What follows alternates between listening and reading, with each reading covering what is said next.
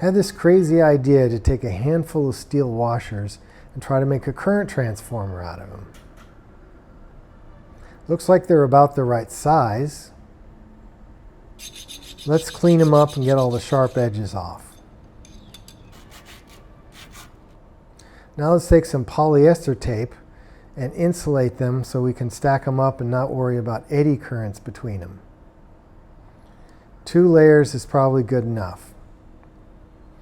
Let's cut out the inside, cut out the outside so it's just on one face. Now we take 3 of them and let's stack them up so that they're insulated from one another but form a nice magnetic core. Now let's take some of this polyester tape and wrap it up into a nice insulated blob. It's a little fiddly.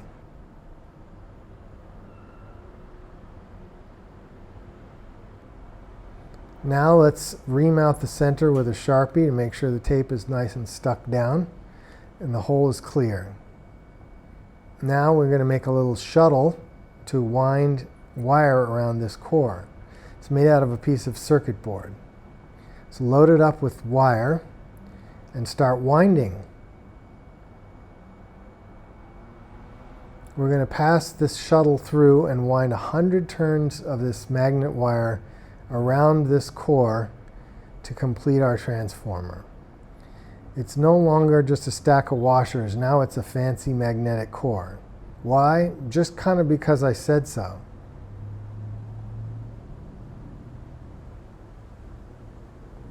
Get the wire nice and clean and tight on there. You don't want it to look all sketchy. Not bad. It looks like a real thing, like you might have even bought it from a real place for a real purpose. Nah. Let's see if this thing works. Yep, makes an AC current. So now that we've built this thing, let's think about what we could do to make it into something really useful. What I imagine we could do is make it into a module that was a little board that had a connector that plugged it into plus 5 volts, ground, and output a signal that went from 0 to 5 volts over some current range. And we put the transformer down at one end, and maybe we insulate this with a nice bushing so that we could have a 240 volt line coming in, going through the transformer, pass a current through it. It would all be super nice and insulated, and this board would measure the current and output a signal. So all we have to do now is think about what goes here. How do we make this all work? Let's look at this problem from a conceptual point of view. We have our current transformer, which basically has a single turn primary. This is the current we want to measure. It's passing through the center of this core and inducing a magnetic field, which creates a current in this secondary winding. We take this current and we convert it to a voltage with a resistor. So what we get out of this is this tiny little AC voltage. It's basically too low to do anything with. It's about 10 millivolts. So clearly the first stage of this could simply be an amplifier. So we put it into an amplifier. The output then becomes a larger version of the input. So we've just amplified the signal. So now what we want to do is basically figure out a way to measure the peak of this waveform and convert it into a DC voltage. So since this is AC, the first thing we want to do is put it into a block that converts it to DC. So a rectifier is what we use to do that.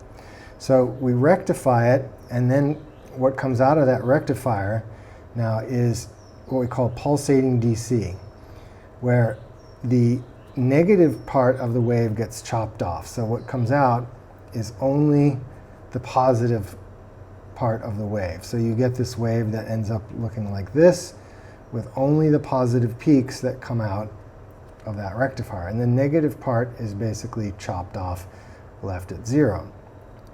So now we have a DC output, but it's pulsating. What we need to do is detect this peak level and hold it.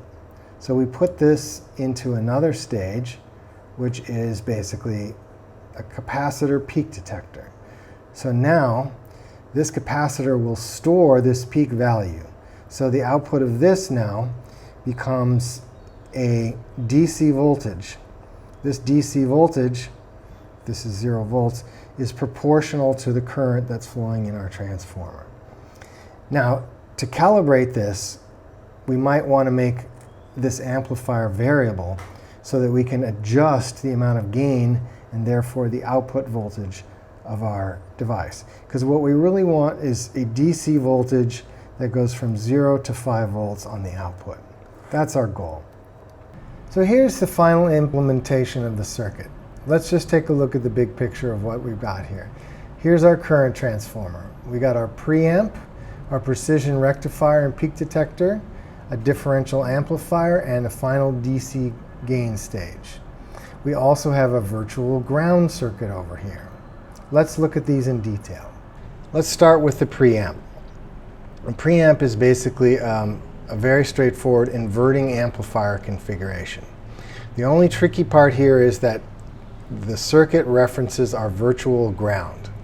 Since the transformer outputs an AC voltage, we want to be able to represent positive and negative voltages.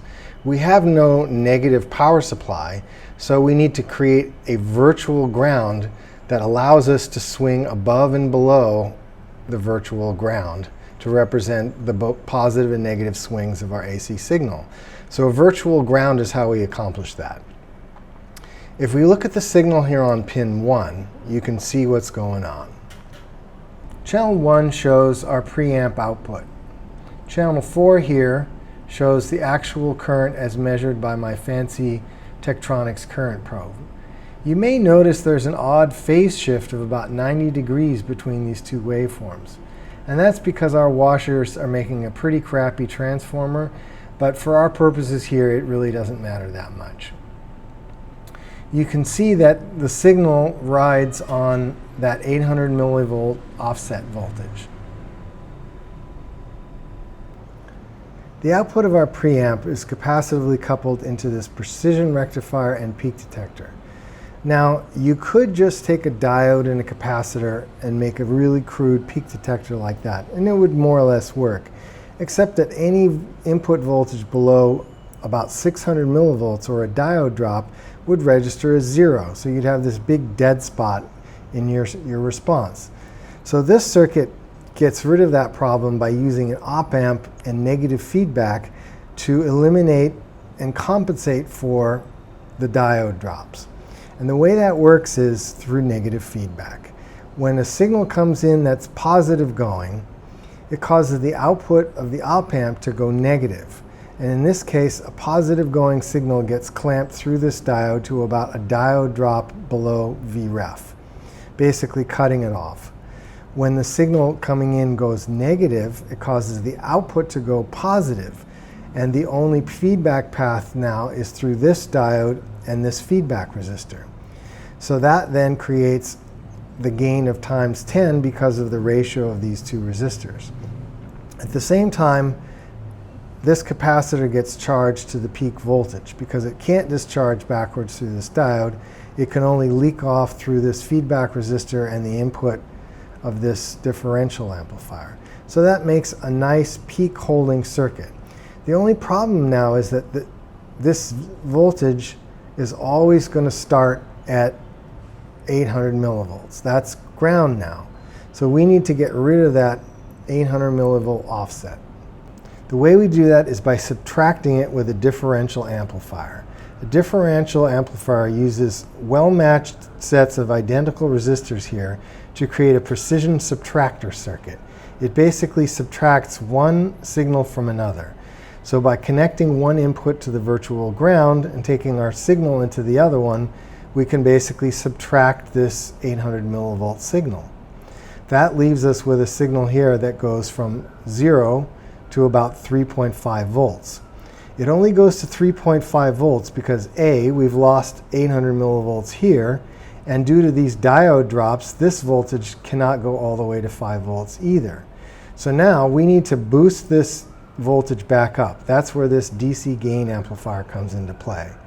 This potentiometer allows us to trim up that 0 to 3.5 volt signal that comes out of here up to what we want, which is basically 0 to 5. So this serves as our final calibration to get our output to go from 0 to 5 volts on the output. You can see the voltage and current output track each other nicely. Now we have a nice unambiguous 0 to 5 volt output. This was a fun little build. I really enjoyed turning a handful of washers into an esoteric current sensing transformer. I want to talk a little bit about the op amp that goes into this project. I'm using the microchip MCP6024 part here. It's kind of expensive. It's about $2, but it does the op amp thing really good. For example, if you put a 741 in this circuit, it won't even work. So you might say, why are you encouraging people to use this fancy, expensive modern op amps? And I think back to my own experience starting out in electronics. And I had that experience when I'd build something and it wouldn't work. That would really bum me out and kind of stop me in my tracks. These modern op amps, the rail-to-rail variety, really save you from a lot of pain because they do what an op amp should do almost perfectly. They're not totally perfect, but they're close enough. So you can focus on learning circuit configurations and testing and playing around with it rather than banging your head into, input voltage range limitations or output swing or not being able to go near ground. All those things that will really kind of annoy you. It's important to learn that stuff, but I think it's better to be able to move forward and have success and learn the pitfalls later down the road rather than just being bashed over the head with it right away. Anyway, I hope you learned, enjoyed. Please like and subscribe.